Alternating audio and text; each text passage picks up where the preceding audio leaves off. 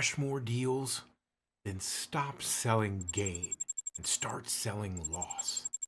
Here's a question for you. What's financially worse, making $20,000 or losing $20,000, right? But see, every study says the same thing. Although, obviously losing is much worse, the pain of losing is way stronger than the joy of gaining that same $20,000.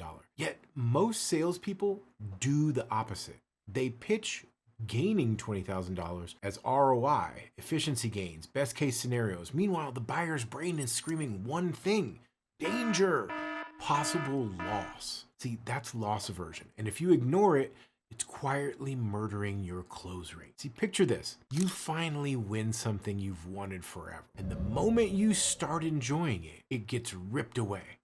That gut punch, that's loss aversion in action. Now, here's the uncomfortable truth. Most prospects don't say no because they see the upside. They say no because doing nothing feels safer than choosing wrong does. So when you say, buy this because it helps with XYZ, their brain hears, well, what if it goes sideways? But when you flip the frame to buy this, or this pain continues to get worse and worse and worse, everything changes. This is where deals wake up. So let me show you what you're missing. Ever had someone seem interested? You ask good questions and then suddenly vanish? They were picturing upside. I might grow revenue 20%, but what they felt was risk. What if this breaks? What if I get blamed? What if this is the wrong call? The brain didn't see the gain. It saw the potential loss. So here's the move. Stop asking, does this sound helpful? And start asking, what's the worst case scenario if nothing changes? And then paint a picture. Then you gotta just be quiet, let it hang. 2-3 seconds, watch what happens. They start listing consequences. Missed deadlines, burned budget, competitors catching up, team burnout. Boom. You just shifted them from passively listening to actively calculating risk. And so you do this through some Socratic questioning. But now the urgency is real. Now the rational brain shows up.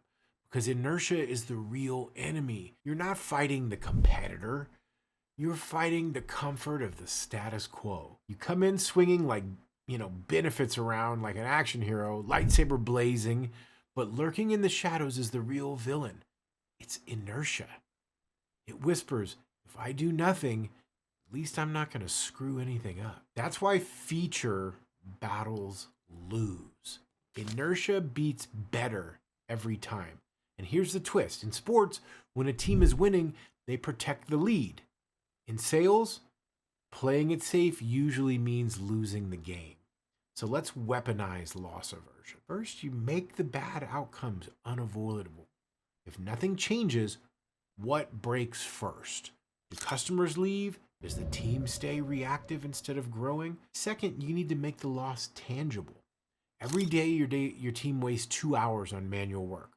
That's 2 hours not closing deals. That's real money leaking out daily. See, third, use deadlines correctly. This pricing ends Friday. Waiting automatically costs you $5,000. An action now has a price tag. Whatever.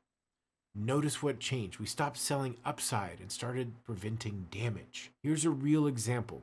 Client stalled on security upgrades. So I asked one question. What happens if a breach hits while we wait? He suddenly went pale. Suddenly avoiding lawsuits mattered more than our 20% efficiency pitch. That's how this works. So here's the playbook. Frame your offer as avoiding disaster, not chasing dreams.